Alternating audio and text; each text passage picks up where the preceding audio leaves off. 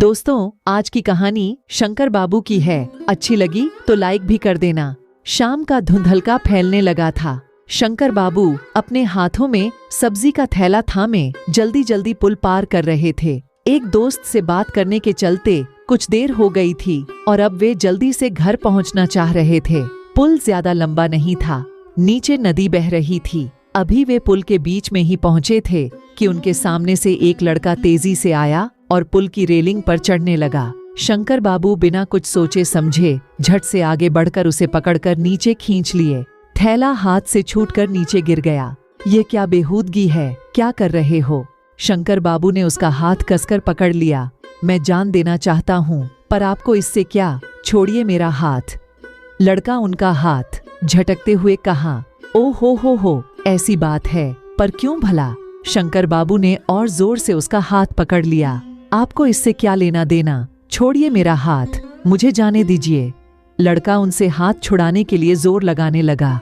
अरे भाई, जान ही न देना है तो थोड़ी देर हो जाएगी तो क्या फर्क पड़ेगा? थोड़ी देर बाद जान दे देना। पहले मुझे कारण बताओ तो सही बेटा। मैं तुमसे बहुत बड़ा हूँ, बहुत दुनिया देखी है, शायद मैं तुम्हारी कुछ मदद कर सकूं। शंकर बाबू उसके सिर पर स्नेह से एक हाथ फेरने लगे और एक हाथ से उसे पकड़े रखा। पता नहीं शंकर बाबू के सिर पर हाथ फेरने का असर था या उनकी स्नेह भरी आवाज का। लड़का रोने लगा। शंकर बाबू चुपचाप उसके सिर पर हाथ फेरते रहे। अब बताओ क्या बात है? शंकर बाबू ने थोड़ी देर बाद पूछा। मेरी प्रेमिका ने मुझे छोड़ दिया। आज वह दूसरे के साथ शादी कर रही है। मैं उसे बहुत प्यार करता हूँ, उसके बिना जी नहीं पाऊंगा। लड़का धीरे से बोला। पर क्यों छोड़ दिया उसने तुम्हें? क्या वह तुम्हें प्यार नहीं करती थी? शंकर बाबू ने पूछा। प्यार तो वह भी करती थी, साथ जीने मरने की बातें भी करती थी। बार बार कहती थी शादी तुमसे ही करूंगी। लड़का बोला। तब फिर क्या हुआ? वह दूसरे के साथ शादी क्यों कर रही है? क्या उसके या तुम्हारे माता पिता राजी नहीं हुए? माता पिता तक तो बात ही नहीं पहुंची। हम दोनों ने साथ ग्रेजुएशन किया था और दोनों प्रतियोगिता परीक्षा की तैयारी कर रहे थे। हमने सोचा था पहले करियर बना लें, नौकरी पा लें, फिर उनसे बात करेंगे। मैं सफल नहीं हो पाया और वह सफल हो गई।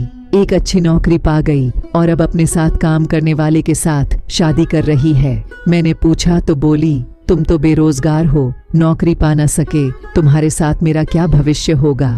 लड़का फिर रुआंसा हो गया। मैं हार गया, अब जीना नहीं चाहता। क्या यह तुम्हारा आखिरी मौका था? नहीं, मौके तो अभी और भी हैं, पर अब मन नहीं कर रहा है कुछ भी करने का। किसके लिए करूंगा? अब तो जीने की भी इच्छा नहीं रही।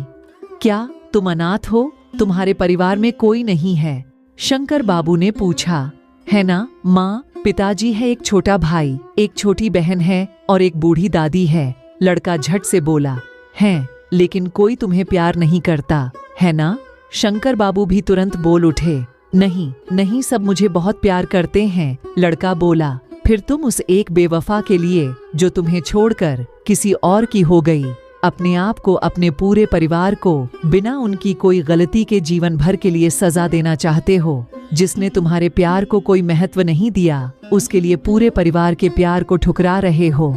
शंकर बाबू ने आगे कहा। देखो बेटा, दुनिया में सिर्फ एक प्रेमिका का प्यार ही प्यार नहीं होता। प्यार के अनेक रूप है। माता पिता का प्यार, भाई बहन का प्यार, पति पत्नी का प्यार, बच्चों का प्यार, परिवार का प्यार, दोस्तों का प्यार, इत्यादि इत्यादि। सभी प्यार का अपना अपना महत्व है। इनके प्यार को समझो। वर्टिकल बार, अपने परिवार के प्यार को समझो। भले ही तुम्हारी प्रेमिका के लिए अब तुम्हारी कोई अहमियत नहीं, पर अपने परिवार के लिए अपनी अहमियत को समझो। तुम जान दे दोगे तो कल्पना करो, तुम्हारे जाने के बाद तुम्हारे माता पिता, भाई बहन, तुम्हारी बूढ़ी दादी का क्या हाल होगा? इतना कहकर शंकर बाबू चुप हो गए। लड़का भी चुप रहा। वर्टिकल बार थोड़ा सोचने लगा। फिर मैं क्या करूं? थोड़ी देर बाद बोला। सबसे पहले तो अपने मन को शांत करो। जो प्रेमिका तुम्हारे जीवन में मात्र 2-4 वर्ष पहले आई, उसकी इतनी अहमियत कि उसके लिए जान दे रहे हो, और जो परिवार तुम्हारे माँ के गर्भ में आने से लेकर अभी तक तुम्हारे साथ रहा और आजीवन तुम्हारे साथ रहेगा, उसकी कोई अहमियत नहीं तुम्हारे जीवन में। अपने परिवार की अहमियत को समझो, उनके सपनों, उनकी खुशियों की अहमियत को समझो। जिस परिवार ने तुम्हें लाड प्यार से पाल पोस कर इतना बड़ा किया, उनके अनगिनत सपने, आशाएं तुम्हारे साथ जुड़ी है। अपनी जान देकर उन्हें जीवन भर का दुख देना चाहते हो, जो तुम्हें अपनी जान से भी ज्यादा प्यार करते हैं। इसके बदले उनके लिए जियो, उनके सपनों को साकार करो, उनके प्रति अपनी जिम्मेवारियों को समझो। शंकर बाबू ने समझाते हुए कहा, अपनी सारी शक्ति और मेहनत से एक बार फिर प्रतियोगिता परीक्षा की तैयारी करो। अपनी प्रेमिका से भी अच्छी नौकरी और अच्छी लड़की प्राप्त करो। एक खुशहाल जीवन जियो, उसे भी तो दिखा दो कि तुम उससे कम नहीं हो।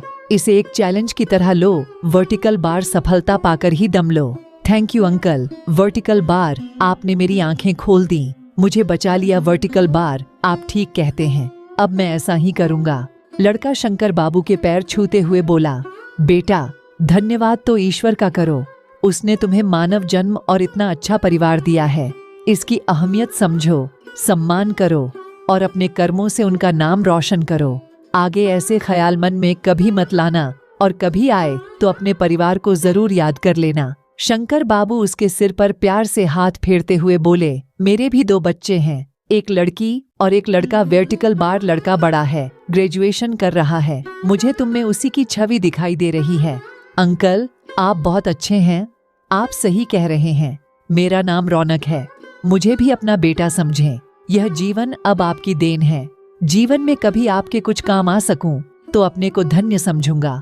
रौनक हाथ जोड़कर बोला, तो रौनक सबसे पहले तो यह थैला उठाओ और मुझे अपने घर ले चलो। वर्टिकल बार अपने पिता से मिलवाओ और माँ के हाथों की गर्मागर्म चाय पिलवाओ, दादी का आशीर्वाद दिलवाओ। शंकर बाबू हंसते हुए बोले, जी अंकल जरूर, वर्टिकल बार चलिए, मेरे घर वाले आपसे मिलकर और सारी बातें जानकर बहुत खुश होंगे, आपका एहसान मानेंगे। रौनक थैला उठाते हुए बोला, मिलवाना तो ठीक है, पर ये सब बातें उन्हें मत बताना, उन्हें बहुत दुख होगा और तुम्हें उनके सामने लज्जित होना पड़ेगा। कह देना मेरा बेटा तुम्हारा दोस्त है। शंकर बाबू ने समझाया। ओ अंकल आप कितने अच्छे हैं, आपने तो मेरा दिल जीत लिया। रौनक हंसते हुए बोला, क्या तुम्हारी उस प्रेमिका की तरह? शंकर बाबू ने हंसते, उसकी आपसे कोई तुलना नहीं, उसके चलते हुए पूछा। जान दे रहा था और आपके चलते जान बच गई, आपने मेरी जान बचा ली, मेरी रक्षा की, आप महान हो, ईश्वर की तरह। रौनक भी जोर से हंसने लगा। वर्टिकल बार वह शंकर बाबू का हाथ थाम आगे चलने लगा। उसे परिवार की अहमियत और परिवार के लिए अपनी अहमियत दोनों समझ आ गया था। दोनों की हंसी वातावरण में गूंज रही थी। दोस्तों कहानी जरूर आपको अच्छी लगी होगी। ऐसे ही कहानी सुनना पसंद करते हो तो हमारे चैनल को सब्सक्राइब कर लेना। धन्यवाद दोस्तों।